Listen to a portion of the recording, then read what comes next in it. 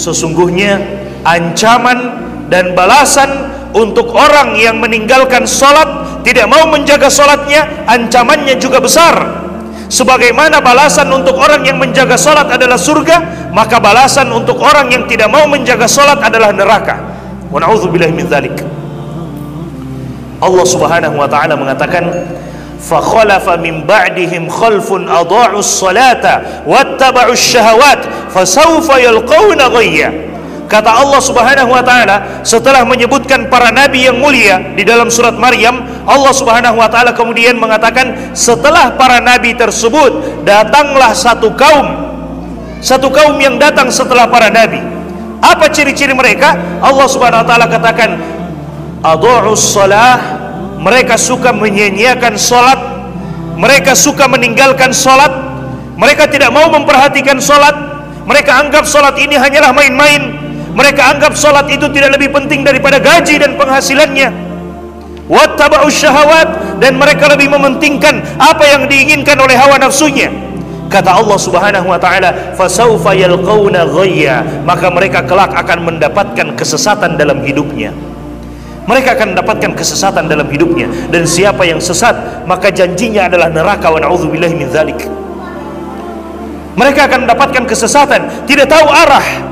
Mereka akan dapatkan kesesatan dalam hidupnya. Meskipun mungkin gajinya berlimpah, penghasilannya berlimpah, tapi tidak ada keberkahan di dalamnya. Mereka tidak akan rasakan keberkahan di dalamnya. Kenapa? Salat mereka tinggalkan.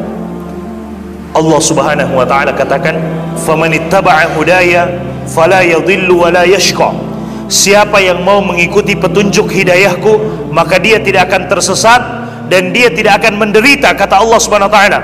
Waman a'radu an dzikri, tapi siapa yang mau berpaling dari peringatanku, siapa yang mau berpaling dari Allah Subhanahu wa taala, fa inna lahu ma'isyatan dongka, maka baginya kehidupan yang sempit. Wa nahsyuruhu yaumal qiyamati a'ma, dan dia akan dibangkitkan pada hari kiamat dalam keadaan buta. Padahal dulu di dunia dia bisa melihat, tapi di hari kiamat dia dibangkitkan dalam keadaan buta. Maka orang ini mengatakan, qala rabbi lima hasyartani a'ma wa qad kuntu basira. Wahai Allah, kenapa engkau bangkitkan aku dalam keadaan buta sementara dulu di dunia aku bisa melihat? Maka Allah Subhanahu wa taala mengatakan, qala kadzalika atatka ayatuna fanasitaha wa kadzalika al-yauma tunsa.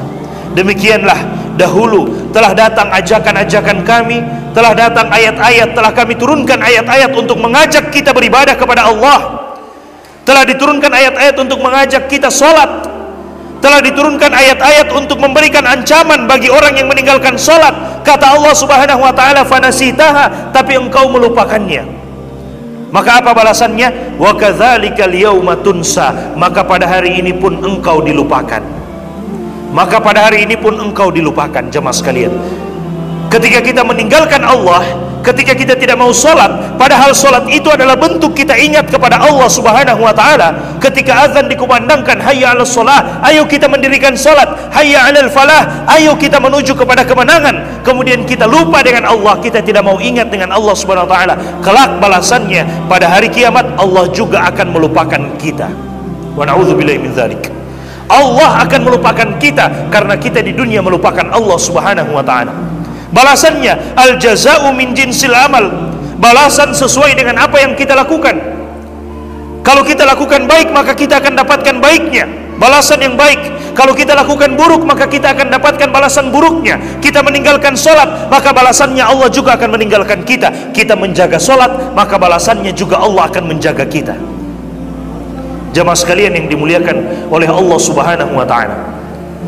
Kemudian Allah Subhanahu wa ta'ala berfirman di dalam Al-Quran, menceritakan tentang orang-orang kafir yang dilemparkan ke dalam neraka.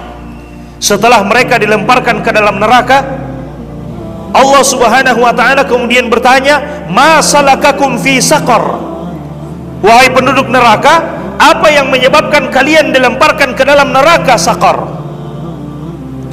Maka mereka menjawab, qalu lam naku minal musallin. Mereka mengatakan, karena dulu di dunia kami tidak termasuk orang yang menjaga sholat. Karena dulu di dunia kami tidak termasuk orang yang suka menjaga sholat. kami lebih pentingkan gaji kami lebih pentingkan penghasilan kami daripada sholat. Hubungan kita dengan Allah Subhanahu wa ta'ala, berapa gaji kita, itu pemberian dari Allah Subhanahu wa ta'ala. Dan Allah Subhanahu wa ta'ala mampu memberikan sesuatu yang lebih besar daripada itu.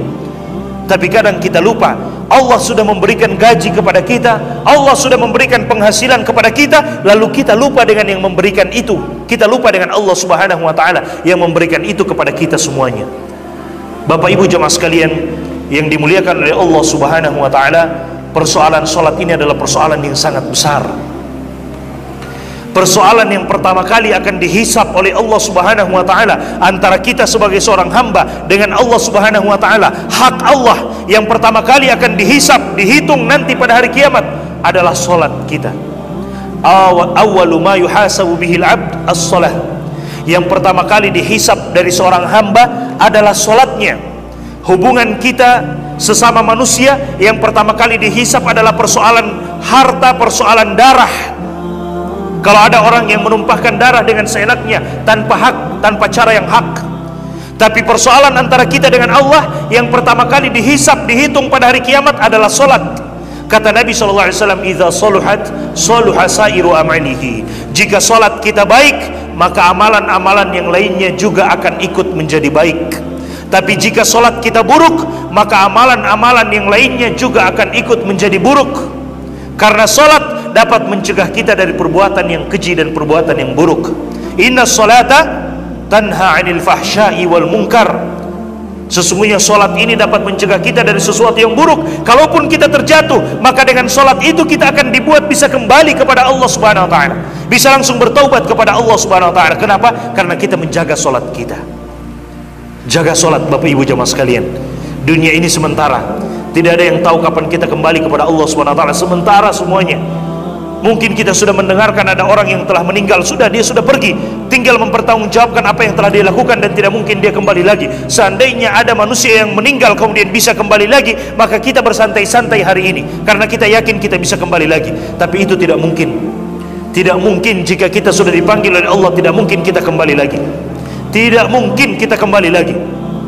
Dan sebelum Allah memanggil kita, maka Allah memberikan kesempatan kepada kita untuk silakan sholat, silakan beribadah, berbuat ketaatan kepada Allah Subhanahu wa ta'ala sebelum datang waktunya Allah memanggil, dan kita tidak bisa untuk menolak hal tersebut. Bahkan jika ada di antara kita yang mampu membangun satu bangunan yang sangat kokoh untuk melindungi dirinya dari malaikat maut, niscaya tidak akan mampu. Kata Allah Subhanahu wa ta'ala, walau kuntum fi burujim musyayyada, meskipun kita berada di dalam tembok-tembok yang kokoh, di dalam istana-istana yang kokoh untuk melindungi diri kita dari kematian, tidak mungkin kematian akan mendatangi kita. Kematian akan mendatangi kita. Tidak mungkin mereka bisa menjauh dan lari dari kematian tersebut. Maka sebelum kematian itu datang, sholat. Sebelum kematian itu datang, beribadah. Sebelum kematian itu datang, berbuat ketaatan kepada Allah Subhanahu wa ta'ala. Karena pasti akan datang kematian itu, kita tidak tahu kapan akan datang. Karena itu merupakan rahasia dari Allah. Karena dia adalah rahasia, maka jangan pernah lalai. Boleh jadi ketika kita lalai, tiba-tiba kematian datang. Wa na'udzubillahi min dzalik. Boleh jadi ketika kita sedang lalai, tidak mau salat, tiba-tiba kematian itu datang kepada kita dan kita tidak